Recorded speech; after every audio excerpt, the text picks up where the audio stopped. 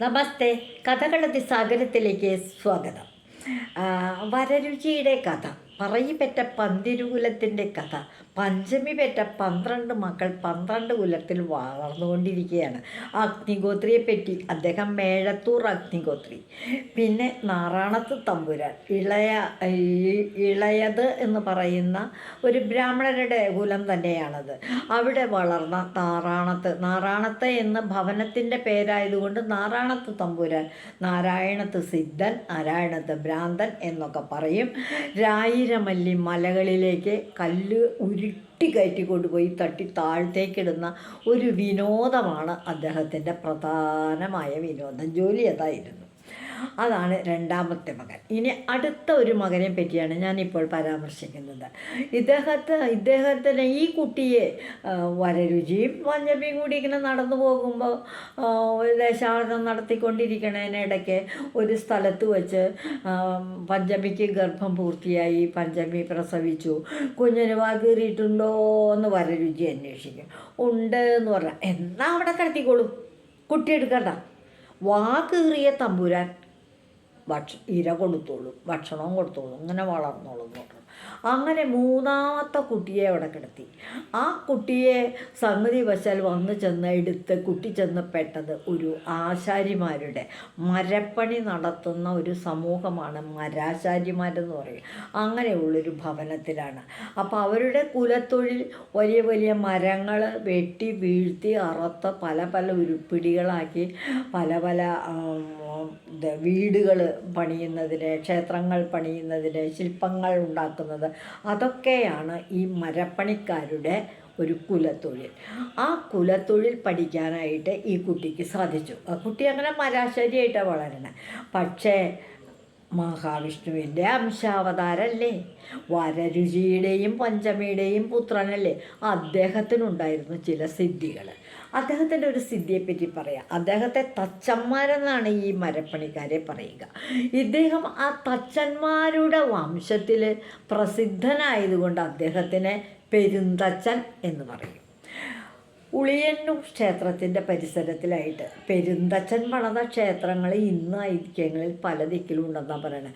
ഉളിയന്നൂർ ക്ഷേത്രത്തിൻ്റെ വരിക്കോല് തച്ചൻ്റെ ഒരു മുഴുക്കോല് കൊണ്ട് നടക്കും, അളവ് പോലെ.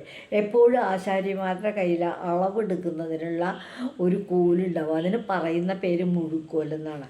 ആ മുഴുക്കോലിൻ്റെ അടയാളം വച്ച അടയാളം അങ്ങോട്ട് ചേർന്ന് ഉളിയന്നൂർ ക്ഷേത്രത്തിൽ ഉണ്ട് എന്നാണ് പറയപ്പെടുന്നത്. അതൊരു ഐതിഹ്യ കഥ. പെരുന്തച്ചൻ അവിടെ പണിതപ്പം മറന്നു വെച്ചു പോയ തൻ്റെ മുഴുക്കോല എന്നാണ് പറയുന്നത്. ഇദ്ദേഹം ഒരു കുളം പണിത്, ഒരു ക്ഷേത്രക്കുളം. അതിൻ്റെ ഒരു കഥ വളരെ രസകരമാണ് കേട്ടോ ഈ കഥ എന്താണെന്ന് ചോദിച്ചാൽ, ഒരു ക്ഷേത്രത്തിൽ ഇങ്ങനെ മണ്ണ് ഒരു ശക്തിയായി മല ഇടിഞ്ഞ് വീണ് മണ്ണ് ഒലിച്ച് വന്ന് ആ ക്ഷേത്രത്തിൻ്റെ കുളം അങ്ങ് മൂടിപ്പോയി. അപ്പോൾ ആ നാട്ടുകാർക്കൊരു തോന്നൽ, നമ്മുടെ ക്ഷേത്രത്തിനൊരു കുളം വേണം. ക്ഷേത്രമായിട്ടുണ്ടെങ്കിൽ ഒരാലുണ്ടാവും, ആൽത്തറയുണ്ടാവും, ക്ഷേത്രക്കുളം ഉണ്ടാകും. അങ്ങനെയൊക്കെയാണല്ലോ. ആലായാൽ തറ വേണം എന്നൊക്കെ പറഞ്ഞൊരു പാട്ടൊക്കെ തന്നെ ഉണ്ടല്ലോ.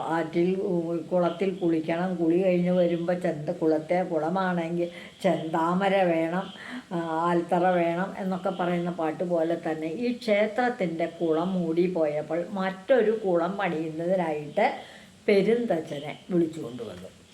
പെരുന്തച്ചൻ വന്നു, വേഗം സ്ഥലമൊക്കെ നോക്കി, കുളം ഞാൻ പണിത് തരാം എന്ന് പറഞ്ഞു. അപ്പോഴേക്കും ഈ നാട്ടുകാരെല്ലാം 2-3 സാധാരണയായിട്ട് കുളങ്ങൾ പതിവ് ചില കുളങ്ങളങ്ങനെ നീളത്തിൽ ദീർഘചതുരമായിട്ട് കാണാറുണ്ട് ക്ഷേത്രകുളങ്ങൾ. ചില ക്ഷേത്രകുളങ്ങൾ നല്ല ചതുരമായിട്ടും കാണാറുണ്ട്. അങ്ങനെ ചില ക്ഷേത്രകുളങ്ങൾ വട്ടത്തിൽ കിണർ, ഒരുപാട് വലിയൊരു കിണർ പോലെ ആഴം കുറവായിട്ട് അങ്ങനെയും കുളങ്ങൾ കാണാറുണ്ട്. വട്ടക്കുളം എന്നാണ് അതിനെ പറയുക ചെയ്യുന്നത്. ഇങ്ങനെ ക്ഷേത്രം പണിയാനായിട്ട് തോന്നിയപ്പോൾ ആദ്യം കുളം പണിയാനായിട്ട് അങ്ങോട്ട് പെരുന്തച്ചൻ തുടങ്ങി കഴിയുമ്പോൾ അതേ കുളത്തിൻ്റെ ആകൃതി വട്ടത്തിലാവണം കേട്ടോ എന്ന് പറഞ്ഞു ഒരു വിഭാഗക്കാരെ. ആയിക്കോട്ടെ, വട്ടത്തിലാവാം എന്ന് പറഞ്ഞു. അപ്പോൾ വേണ്ട വട്ടത്തിലുള്ള കുളമൊന്നും ഇവിടെ വേണ്ട, ഇവിടെ ചതുരത്തിലുള്ള കുളം മതി. ചതുരത്തിലോ? അങ്ങനെയാവാം, ചതുരക്കുളം ആവാം, നല്ല നീളവും വീതിയും 4 പുറവും ഒരേപോലെ ആയിട്ടുള്ളതാണ് ചതുരക്കുളമാകാം. എന്നിട്ട് കൽപ്പടവുകൾ ഇറങ്ങിയിട്ട് ക്ഷേത്രക്കുളം അങ്ങനെയും കാണാറുണ്ട്. പല ക്ഷേത്രക്കുളങ്ങളും അങ്ങനെയാണല്ലോ ഇപ്പോൾ. അപ്പം ചിലരുണ്ട് വേണ്ട, വട്ടവും വേണ്ട ചതുരവും വേണ്ട. ഇവിടെ ത്രികോണാകൃതിയിൽ. എങ്ങനെ ത്രികോണം എന്ന് പറയുന്നത് 3 കോണുകൾ ഇങ്ങനെ പോയിട്ട് ഇങ്ങനെ ചേരുക. ത്രികോണാകൃതിയിലുള്ള കുളം വേണം. പെരുന്തച്ഛനൊരു തമാശ തോന്നി. അതിനെന്താ, കുളത്തിൻ്റെ പണി കഴിയട്ടെ. കുളത്തിൻ്റെ പണി കഴിയുമ്പോൾ നിങ്ങൾക്ക് കാണാം ഇത് വട്ടത്തിലാണ് കുളം കാണേണ്ടതെന്നുള്ളവർ നോക്കുമ്പോൾ നിങ്ങൾക്ക് വട്ടത്തിൽ തന്നെ കാണാം. ചതുരം വേണമെന്നുള്ളവർക്ക് നോക്കിക്കോളൂ, ഈ കുളം ചതുരത്തിലുള്ളതായിരിക്കും. അല്ല ഇനിയിപ്പോൾ ത്രികോണാകൃതി ഇഷ്ടപ്പെടുന്നവർക്ക് ഈ കുളം ത്രികോണാകൃതിയിലും ആയിരിക്കുന്നുള്ളൂ. അപ്പോൾ ഒരു വിദ്വാൻ ചോദിച്ചു, 3 കുളങ്ങൾ കുത്തും ഒരു ക്ഷേത്രത്തിന്? 3 കുളമൊന്നും കുത്തില്ല, ഒരൊറ്റ കുളം മതി. അപ്പം എങ്ങനെ അത് വട്ടത്തിലാവും? അപ്പം ചതുരത്തിലെന്ന് പറഞ്ഞിട്ട് ചതുരത്തിലും ആവുന്നേ. അത് വേണ്ട, ത്രികോണം എന്നല്ലേ ഞങ്ങൾ പറഞ്ഞേ. അങ്ങനെ ആവാം, ത്രികോണവും ആവാം എന്ന് പറഞ്ഞു. കുളത്തിൻ്റെ പണി കാണാനായിട്ട് ദിവസം കണ്ട ആൾക്കാർ വന്ന് നിൽക്കും. പെരുന്തച്ഛൻ കുളം അദ്ദേഹത്തിൻ്റെ സഹായികളും കൂടി ഓരോ ഭാഗം മണ്ണെടുത്തു മാറ്റും. ആഴത്തിലേക്ക് പോയി ഒക്കെ കഴിഞ്ഞ് കരയിൽ നിന്ന് നോക്കുമ്പോൾ ഒരു ഭാഗത്ത് നിന്ന് നോക്കുമ്പോൾ പറയും, നമ്മൾ പറഞ്ഞ പോലെ വട്ടത്തിൽ ആ കുളം വരണത് എന്ന് പറയും. അതുകൊണ്ട് വെറുതെ വല്ലതും പറയല്ലേ. ഇവിടെ ഒന്ന് നോക്ക്, കുളം ചതുരത്തിലാണ് വരണത്, ചതുരക്കുളമാണത്. അപ്പം ഈ മറ്റൊരു വശത്ത് നിൽക്കുന്നവർ പറയും, വട്ടമല്ല ചതുരമല്ല ത്രികോണമാണ് ഈ കുളം എന്ന് പറയും. അങ്ങനെ പെരുന്തച്ഛൻ പണി പൂർത്തിയാക്കിയ ഒരു കുളം